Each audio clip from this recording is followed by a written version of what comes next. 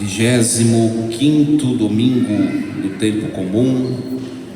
Percebemos que a temática que perpassa todos os textos bíblicos de hoje, na verdade, é um questionamento, um termômetro para nós refletirmos como tem sido nosso relacionamento com as posses, as riquezas e o dinheiro. Hoje nós rezamos, o padre rezou na oração da coleta, que é a primeira oração antes das leituras. Nós rezamos dessa maneira: ó Deus, que resumistes toda a lei no amor a vós e ao próximo, concedei-nos que, observando os vossos mandamentos, mereçamos chegar à vida eterna. Então nós vemos aqui nessa oração que o que Deus prevê em relação ao ato de amar é que nós amemos primeiramente a Ele, como está no Decálogo: amarás a Deus sobre todas as coisas. E esse amor a Deus, ele passa pelo amor do próximo. Não devem existir mais finalidades do ato de amar, somente a Deus e ao próximo. E quando nós falamos no dinheiro, nós acabamos por colocar uma outra ou uma terceira finalidade no ato de amar. Isso é idolatria, né? Então, a questão que a liturgia nos leva a refletir, né, não é em relação aos nossos empreendimentos, projetos, os nossos sonhos, enfim, os nossos trabalhos, as nossas profissões, porque isso é um bem dado por Deus, isso é bom, mas é de fato tirar o amor que deve ter como finalidade próximo e Deus e convergir para o dinheiro. Aí está a problemática, e que nós devemos refletir se nós não estamos fazendo isso. É um grande questionamento para nós dessa liturgia, porque os bens, o dinheiro, as posses são elementos muito sedutores diante da nossa fragilidade, né? Visualmente, né? Sensorialmente, o dinheiro é muito mais atrativo do que o amor de Deus e do próximo. Facilmente nós podemos nos corromper. Hoje nós ouvimos essa profecia de Amós. Amós foi um profeta que nasceu no reino do sul, em Judá, mas Deus o chamou para profetizar no reino do norte, no reino de Israel, mais ou menos no século 8º antes de Jesus Cristo. Então era uma época que o reino do norte estava prosperando, florescendo, né? Mas havia grande corrupção por parte da nobreza e das autoridades religiosas. Ora, quando acontece corrupção, alguém paga o preço, e sempre são os pobres, os vulneráveis. É só nós olharmos o nosso país, ainda bem que não tem pobreza, então não tem corrupção. Oxalá fosse assim, né? Ora, a pobreza é um termômetro da existência da corrupção, e havia no Reino do Norte essa situação de corrupção e de pobreza. Os pobres, os vulneráveis da sociedade, cada vez mais marginalizados, excluídos e explorados, e a nobreza, os ricos, cada vez mais gozando de suntuosidade por meio do dinheiro alheio. E aí surge o profeta Amós. Era um vaqueiro, vivia quietinho lá, né, no Reino do Sul, e Deus diz: é você, vai lá para a nobreza e para as autoridades religiosas e denuncia o pecado deles, senão eu vou destruir o reino de Israel. Por isso, nisso tudo se fundamenta a profecia de Amós, né? Olha só: ouvi isto, vós que maltratais os humildes. Amós falando para os grandes, né? Ouvi isto, vós que causais a prostração dos pobres na terra, né? Olha só, o que Amós está denunciando? Aí vem o texto que vem embaixo desse vocativo, desse chamado, né? O que acontecia lá? As pessoas viviam a santidade nos dias que eram prescritos pela lei, né? Por exemplo, nós tínhamos uma festa que se chamava Festa da Lua Nova. Sempre no mês começava com essa festa, né? Em hebraico se chamava e se chama Rosh Chodesh, é a festa da Lua Nova, a festa do começo, né? Hoje para nós, né, quando começa o mês, nós damos um respiro, vem mais um mês pela frente, né? O judeu celebra liturgicamente, né? E no dia da festa da Lua Nova não podia fazer corrupção. Olha que bonito. Também tinha uma festa, além desta festa mensal, que era o Rosh Chodesh, tinha a festa semanal, para começar a semana, o que para nós hoje é o domingo, para o judeu era o sábado, o Shabat. Também é dia santo, também não pode fazer corrupção, né?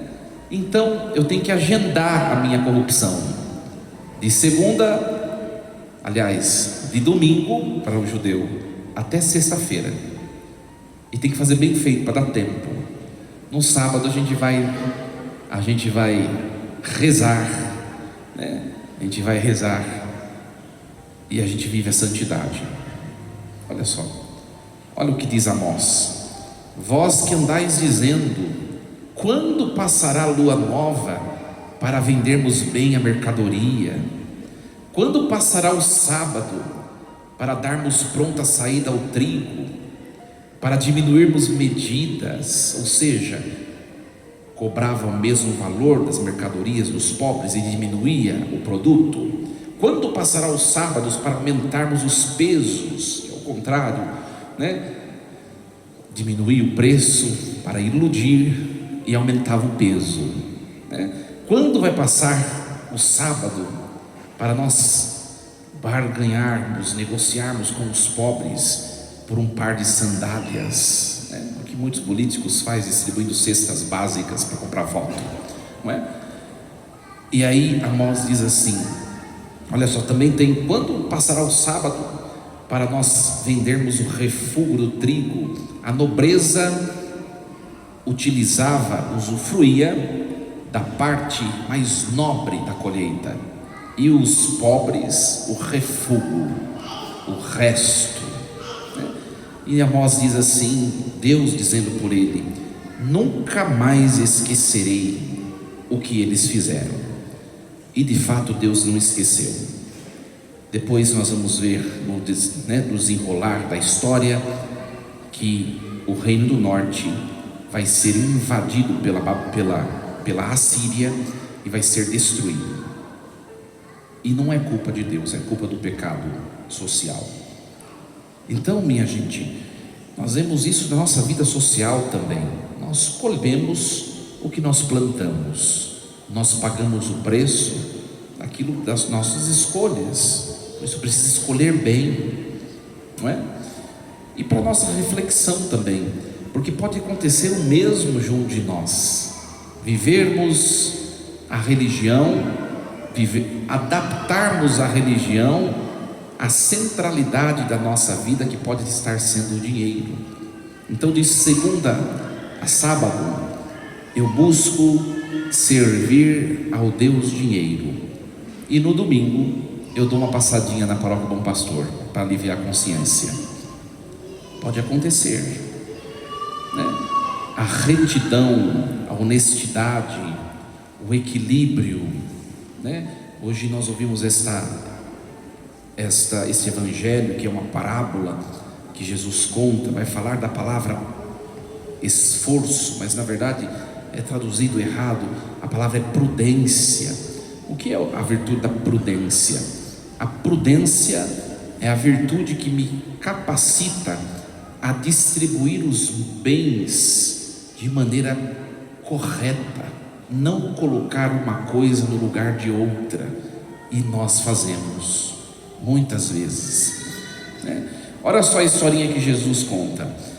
Tinha um homem rico, e esse homem rico tinha um administrador. O administrador que cuidava de tudo, mas os bens não eram dele, era do homem rico, né? Aqui um retrato de como funciona a vida.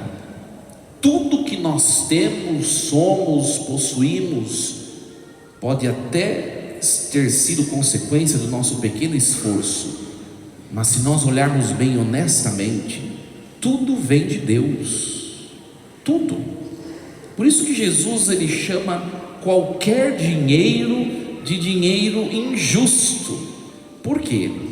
Porque você pode dizer, mas eu trabalhei, o dinheiro é justo porque é meu, tá? Mas para você ter trabalho, tem algumas exigências que antecedem o seu ato de trabalhar. O próprio fato de ter o trabalho, quem te deu? Deus. A saúde que você goza para poder trabalhar, quem é que te deu?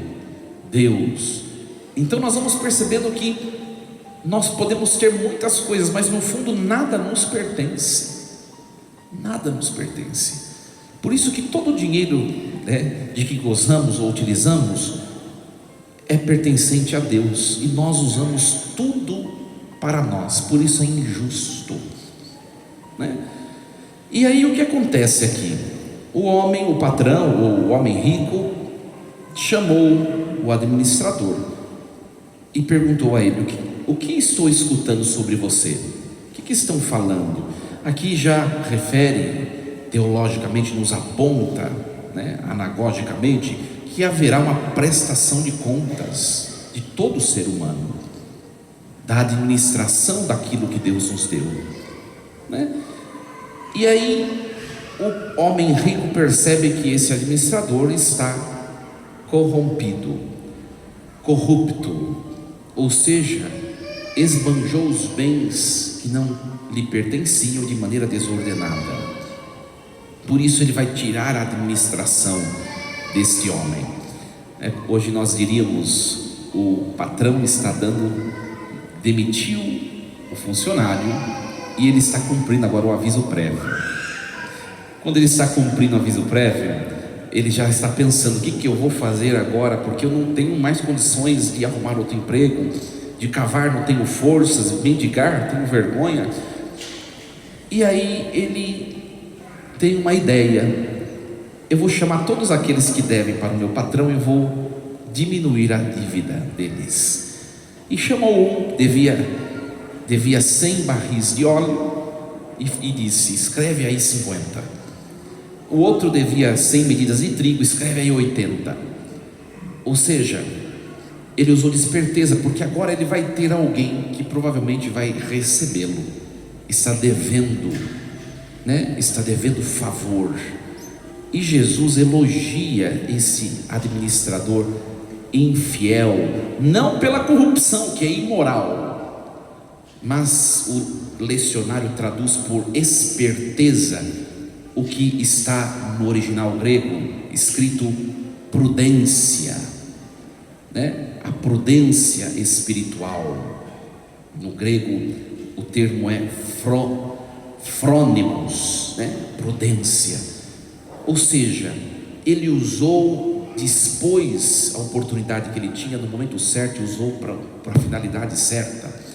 Então Jesus elogia e diz assim: de verdade, os filhos desse mundo são mais prudentes em seus negócios do que os filhos da luz, né? Então Jesus não aprova a fraude, mas ele elogia a capacidade de planejar e agir em vista do futuro. E pode ser que nós não estejamos, meus queridos, planejando o nosso futuro, que é nos encontrarmos com Deus, o futuro, o fim último, né? Pode ser que nós não estamos percebendo que a busca desenfreada dos bens esteja destruindo nossos casamentos, nossa família. Quantos casamentos não se destruíram porque o dinheiro foi o amor terceiro que competiu com o amor de Deus, né? Quantos relacionamentos de pais e filhos que não se alicerçaram no amor mútuo e no amor a Deus, mas o dinheiro apartou o relacionamento familiar e depois foi difícil de consertar, de arrumar. Será que nós temos vivido de maneira prudente, a prudência, frônimos? Cada coisa na nossa vida está no seu devido lugar? É o grande questionamento. Quantas vezes o dinheiro não nos faz perder a paz do coração? Nós não vivemos mais aquela alegria, aquela paz, a vida tranquila, serena em Deus, por causa do Deus dinheiro. Nossa reflexão também, né? E aí Jesus continua, né? Quem é fiel nas pequenas coisas também é fiel nas grandes, mas o contrário também. Quem é injusto nas pequenas é injusto nas grandes. Então, para a gente refletir se nós temos sido fiéis nas pequenas coisas, que são as coisas materiais. Por que pequenas? Porque são efêmeras. O dinheiro é muito pequeno diante da grandeza de Deus e passa muito rápido. Uma fase da vida você está lá bem, ótimo, está bombando. Na fase seguinte você já está lá embaixo. É pequeno demais, é fraco demais, não tem força, não tem constância, né? Não tem constância. E quem não é fiel nisso não vai conseguir ser fiel nas grandes coisas. O que quer dizer essa frase? Se eu não consigo amar a Deus no pouco que é o dinheiro, na hora que aparecer um desafio grande em que eu vou ter de manifestar amor, eu não vou conseguir, né? Então, avaliemos a nossa vida profissional, né? A nossa conduta em relação aos bens. Avaliemos também se nós estamos cumprindo o mandamento da igreja de entregar um pedacinho daquilo que é de Deus e que nós usufruímos para Deus por meio da igreja. A paróquia Bom Pastor, por exemplo, nós vemos nas 4 missas dominicais que passam 2.000 pessoas mais ou menos por aqui. Mas sabe quantas pessoas têm salário somente aqui? Mais ou menos 300, porque são os dizimistas cadastrados. Ou está todo mundo desempregado na paróquia Bom Pastor, ou tem muita gente cometendo pecado grave de não entregar o dízimo quando manda o mandamento. Ora, criticamos os nossos políticos pela corrupção, pelo desvio, e nós também não conseguimos no pouco. Por isso que Jesus fala: se não é fiel na pequena coisa, na grande também não será. É para a gente refletir, né? Hoje nós ouvimos essa segunda leitura, e aqui Paulo está escrevendo a Timóteo, porque começaram a se infiltrar na comunidade de Éfeso pessoas que estavam pregando um evangelho diferente de Paulo, mas essas pessoas estavam com o interesse de tirar dinheiro da comunidade. E Paulo está dizendo: meus caríssimos irmãos, antes de tudo, recomendo que se façam preces e orações, súplicas, por todos os que governam, pelos que ocupam altos cargos, porque quanto maior o cargo que você possui, quanto maior a instância de governo, maior a sedução para a corrupção. Por isso nós temos de rezar pelos nossos governantes. Ai, padre, mas é difícil, viu? Mas mesmo sendo difícil, vai lá, força e coragem, reze, porque nós fazemos parte disso. Querendo ou não, nós fazemos parte. Rezar por aqueles que ocupam altos cargos, né? Aqueles que governam a igreja. Graças a Deus, a Igreja Católica possui uma estrutura de governo e de administração. É claro, minha gente, tudo que é humano é passivo de corrupção, não tem jeito, mas uma estrutura, né, organizada, de modo que a corrupção fica quase que inviável de ser cometida, né? Graças a Deus, o padre não tem muito que mexer com dinheiro. A gente pede, né? Mas quem administra é o conselho. Ora, então rezemos por aqueles que estão, né, estão governando, estão de certa maneira ocupando algum cargo de direção, porque a tentação é muito grande. Eu termino relembrando e mencionando essa frase, que é a frase principal do Evangelho de hoje. No hebraico nós chamamos de Ninshal, a frase resumo, que é Jesus terminando o Evangelho dizendo: ninguém pode servir a dois senhores, porque ou odiará um e amará o outro, ou se apegará a um e desprezará o outro. Vós não podeis servir a Deus e ao dinheiro. É um grande desafio. Que Deus nos ajude e possamos caminhar no projeto e na vontade de Deus sempre. Assim seja. Amém. Um instante de silêncio. Pensemos um pouco na nossa vida, nessa palavra.